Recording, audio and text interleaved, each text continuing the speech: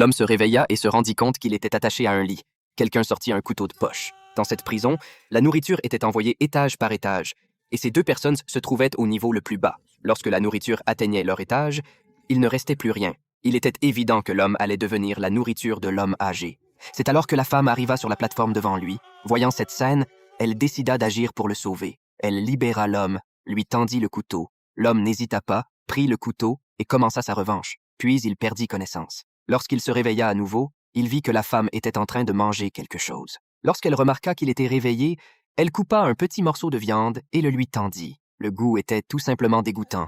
Mais pour survivre, il n'avait pas le choix. Avec l'aide de la femme, il finit par s'adapter à ce goût. Avant même qu'il ait eu le temps de la remercier, la femme repartit à bord de la plateforme. Ainsi, il tint bon pendant 1 mois. Enfin, arriva le jour où il allait être transféré vers un autre étage.